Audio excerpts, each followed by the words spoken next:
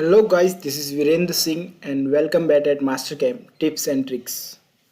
Mastercam के इस video में हम समझने वाले हैं कि हम किसी भी सॉलिड मॉडल के लिए या किसी भी सरफेस मॉडल के लिए किस तरीके से हम उस कंपोनेंट के लिए ड्राफ्ट एंगल जो है हमारा चेक कर सकते हैं। कई बार हमें मास्टरकैम में प्रोग्रामिंग करने के दौरान अलग अलग सरफेसेस का ड्राफ्ट एंगल पता करना होता है। तो आइए समझते हैं कि किस तरीके से आप ड्राफ्ट एंगल पता कर सकते हैं। मास्टरकैम के अंदर ड्राफ्ट एंगल पता करने के दो अलग अलग मेथड्स होते हैं। एक तो सिंपल मेथड होता है जिससे कि आप कोई भी एक स्पेसिफिक सरफेस का ड्राफ्ट एंगल पता कर सकते हैं, एंड सेकेंड मेथड होता है जिसके बारे में भी हम बात करेंगे, जिससे कि आप कंप्लीट मॉडल का एक ही साथ पूरा का पूरा ड्राफ्ट एंगल एनालाइज कर सकते हैं। अगर हमें किसी भी एक स्पेसिफिक सरफेस के लिए देखना है कि उसका ड्राफ्ट एंगल कितना है, तो इसके लिए हमें जाना है डायनामिक। जैसे ही हम डायनामिक कमांड पर क्लिक करते हैं तो हमारे पास जिस सरफेस पे भी हम क्लिक करेंगे तो हमारे पास उस सरफेस का ड्राफ्ट एंगल आ जाएगा। फॉर एग्जांपल मुझे जानना है कि इस सरफेस का ड्राफ्ट एंगल कितना है, तो यहाँ पे जैसे ही मैंने इस पर क्लिक किया तो जैसा आप देख पा रहे हैं यहाँ पे इसका एंगल 27.606 ऑटोमेटिकली शो करने लग गया। आइए अब समझते हैं कि किस तरीके से आप एक साथ पूरे के पूरे मॉडल का ड्राफ्ट एंगल एनालाइज कर सकते हैं। अगर हमें पूरे के पूरे मॉडल का एक साथ ड्राफ्ट एंगल एनालाइज करना है तो इसके लिए जाना है आपको होम टैब में, एंगल के नीचे है ड्राफ्ट एंगल कमांड पे।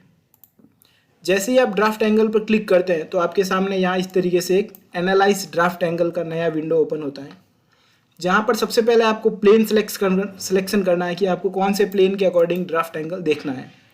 फिर यहाँ पे प्लेन सिलेक्शन करने के बाद आपको क्लिक करना है रीजनरेट द डिस्प्ले। तो जैसे ही मैंने इसको जनरेट किया तो जैसा आप देख पा रहे हैं मेरे सामने यहाँ पे इस तरीके से ये पूरा का पूरा मॉडल मास्टरकैम ने ऑटोमेटिकली एनालाइज करना स्टार्ट कर दिया है। तो यहाँ पे कैलकुलेट ड्राफ्ट एंगल फ्रॉम आप वर्टिकली करना चाहते हैं या फिर हॉरिजॉन्टली कैलकुलेशन करना चाहते हैं, वो अपने अकॉर्डिंग यहाँ पे वैल्यू डिफाइन कर सकते हैं। तो मैंने कहा अभी मुझे जो एंगल मेज़र करना है वो एज ए हॉरिजॉन्टल एंगल के अकॉर्डिंग मेज़र करना है। तो यहाँ पर जो मेरी वर्टिकल वॉल्स है, अगर मैं वर्टिकल वॉल की बात करूं तो मेरी यहाँ पे जो वर्टिकल वॉल है वो सारी की सारी यहाँ पे दिखा रहा है वो कि जैसा कि अगर कलर है वो ग्रीन कलर में।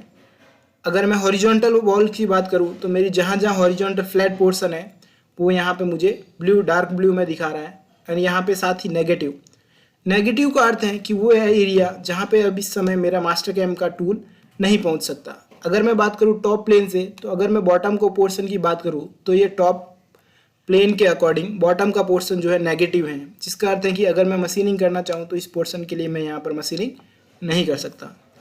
एंड अगर अब नेक्स्ट जो है हम बात करते हैं ड्राफ्ट एंगल कि किस तरीके से हम अपने कंपोनेंट के लिए ड्राफ्ट एंगल मेजर कर सकते हैं। तो यहाँ पे ये है पॉजिटिव एंगल ग्रेटर देन। यहाँ पे हम जो भी एंगल देंगे तो वो सरफेस ऑटोमेटिकली मास्टरकैम एनालाइज कर लेगा कि ये जो एंगल है ये इससे डाउन है। तो जैसा आप यहाँ पे देख पा रहे हैं मैंने यहाँ पे 10 डिग्री इनपुट किया और मैंने किया ओके। तो जैसा ही देख रहे हैं कि यहाँ पे जैसे ही मैंने 10 डिग्री किया तो ओनली ऑटोमेटिकली मास्टरकैम मुझे ओनली वो सरफेसेस दिखाएगा जहाँ पे मेरा जो ड्राफ्ट एंगल है वो 10 डिग्री से डाउन है। अभी मैं हॉरिजॉन्टल के अकॉर्डिंग देख रहा हूँ, जैसे मैंने यहाँ पे 5 डिग्री किया या फिर मैं कहूँ कि 3 डिग्री किया, तो जैसा आप देख पा रहे हैं जो ड्राफ्ट एंगल 3 डिग्री के अकॉर्डिंग है वो सारे के सारे यहाँ पे अभी मेरे लिए विजिबल है। अगर मैं यहाँ पे वर्टिकल के अकॉर्डिंग करूँ तो मैंने यहाँ पे वर्टिकल के अकॉर्डिंग 30 डिग्री एंगल पे किया, तो जैसा आप देख पा रहे हैं 30 डिग्री एंगल से जो छोटे ड्राफ्ट एंगल है फ्रॉम द वर्टिकल फेस तो वो यहाँ पे मुझे यहाँ शो हो रहे हैं। अगर मैं यहाँ पे जैसा मैं आपको देख पा रहे हैं मैंने यहाँ पे 25 डिग्री किया, तो जैसा आप देख पा रहे हैं जैसे ही मैंने 25 डिग्री किया तो यहाँ पर ये पोर्शन हट गया, क्योंकि स्टार्टिंग में हमने एनालाइज करके देखा था कि इसका ड्राफ्ट एंगल जो है यहाँ पे 27.606 है। तो अगर मैं यहाँ पे 25 है तो यहाँ पे ये दिखा रहा है कि इसका जो ड्राफ्ट एंगल है 25 से ज़्यादा है। अब 25 से छोटा जो ड्राफ्ट एंगल है वो यहाँ पे ये सरफेस जो है आपको वाइट कलर से में शो हो रही है कि ये जो इनका ड्राफ्ट एंगल है 0 से 25 डिग्री के बीच में इनका जो ड्राफ्ट एंगल अवेलेबल है। सो आई विश कि आप समझ गए होंगे कि किस तरीके से मास्टरकैम के अंदर हम ड्राफ्ट एंगल कंप्लीट मॉडल के लिए एनालाइज कर सकते हैं। अगर यही से मैंने टॉप प्लेन से हटा करके फ्रंट प्लेन कर दिया तो जैसा आप देख पा रहे हैं मास्टरकैम ऑटोमेटिकली फ्रंट प्लेन के अकॉर्डिंग मेरे सारे के सारे ड्राफ्ट एंगल ऑटोमेटिकली और सारी की सारी कैलकुलेशन मेजर करना स्टार्ट कर देगा।